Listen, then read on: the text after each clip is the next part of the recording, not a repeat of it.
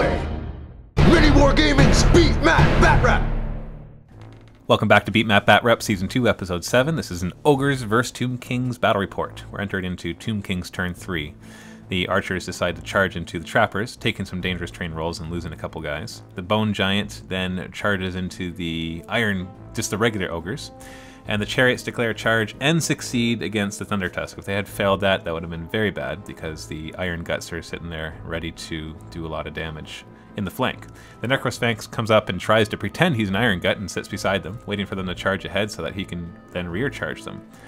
Attack against these little trappers. We have 4 of them die just from the initial attacks there. That's including the steeds. And then the one gets to hit back and fails it. And he fails his leadership test. And I overrun him. Actually, sorry, I don't overrun him, but he runs back and he dies because he runs into his own guys. And I overrun 9 inches and I actually manage to get to that combat. And because that combat hasn't gone yet, I do actually get to fight again. The impact hits from the chariots cause 3 wounds on the Thunder Tusk, after which he rolls to hit them and actually only manages to do 1 wound. The ogres on top will then have the chance to do their 6 attacks and manage to get 4 hits off and manage to get 3 wounds. So that actually kills an entire chariot, so they did better than the Thunder Tusk. Hitting back, of course I have spears on the charge, give me strength 4, which will be a little helpful against his armor. But I really don't manage to do any more wounds. And then he gets his stomp and inflicts 3 more wounds on my guys. I fail combat, but I still have 3 of the chariots left. So in this fight, one thing I forgot to mention, the magic phase, I used the one spell that subtracts D3 strength and toughness from these ogres. So they're at strength 1 and toughness 1 right now. And so they're hitting on 4s and wounding on 6s in most cases. And in all cases, actually. And so they're trying to do as much damage as they can, but all they managed to kill is a horseman archer. And they managed 3 wounds on my skeletons, but I only lose 1 of them. I actually saved 2 of those. And then his iron or fire belly gets to go and didn't do any damage. So now I get to hit him back. The horseman archers, even though they're only strength 3, he's only toughness 1 at this point. So I'm actually winning him on 2 pluses. So I managed to do a few wounds there. That was 4 wounds just from the archers. The giant gets to go next. Unfortunately, he fails 3 out of 5 of his attacks, which means he doesn't get his unstoppable assault quite as much. He gets 2 extra attacks and fails both of those. So he managed to do a few wounds, but not much by himself. The skeleton warriors, on the other hand, they're going to be hitting on 3s and wounding on 2s. And this is very strange against ogres to be seeing those numbers, but that spell is really debilitating. And then the Tomb King gets to go. Of course, he fails 2 of his attacks and 1 of his wounds and only inflicts 1 wound. However, the number of wounds that I've inflicted here, I do win combat. I do get some stomps back and forth here, but it doesn't really matter. I win combat, he fails his leadership roll, and I try to overrun him. He rolls a 7. Or sorry, he rolls a 5 and I roll a 7, and my horseman archers overrun his ogres. So his entire group of ogres goes down to that combined assault. That's a big loss for him there. My archers, of course, have to turn around because they were chasing them. And then my warriors then reform. So not looking too good for ogres at this point. Entering into ogres turn 3, he decides not to charge. He doesn't take the bait because if he charges, he would get rear charged by my Necrosphinx. Instead, he tries to open up with magic and even his pistols against the Sphinx, but doesn't manage to inflict any wounds. And his Thunder Tusk then gets to go. Of course, this guy gets to do lots of damage, but he fails all of his attacks. And then the ogres on the top, they do manage to get 3 wounds, but I saved 1 of them. So hitting back, I get my they're just all strength 3 and low weapon skill. So I managed to get 3 wounds on him, and he saves 1 of them. So he actually still has 1 wound left. Then he gets his stomping attacks, his thunder stomp, and manages to kill a chariot. And at that point, he wins combat only by 1, and so they're tied in combat again. So at the end of round 3, we took a look at the board, and it's not looking very good for the ogres. My Necrosphinx is almost dead, but his Thunder Tusk is almost dead. My chariots are almost dead, and my archers are all dead, but I still have quite healthy in my horseman archers and in my skeleton warriors as well. He hasn't taken hardly any wounds. He's only taken a couple wounds on his iron gut, so they're going to be a problem because they are quite a strong unit. So in Tomb King's turn 4, the giant charges into the Thunder Tusk, hoping to finish him off, his last wound there.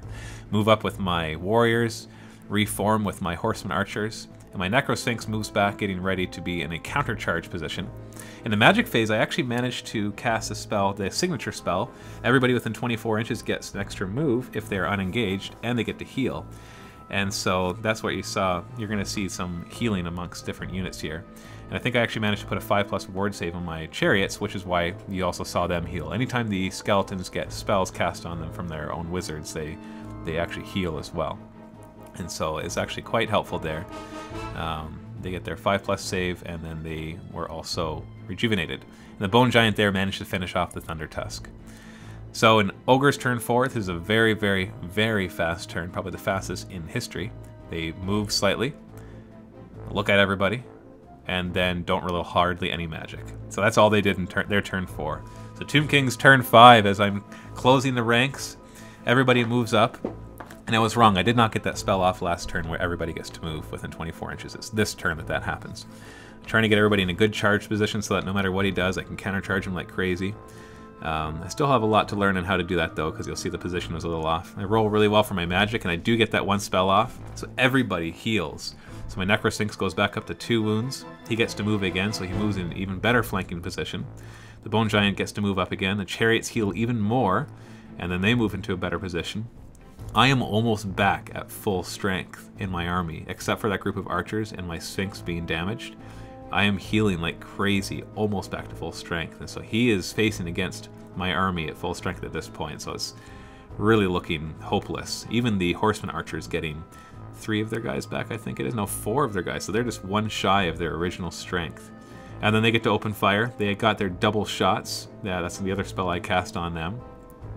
And I only managed to do 1 wound, and he saves that 1 wound. So they didn't do any damage there, which is too bad, because I really need to whittle down that group.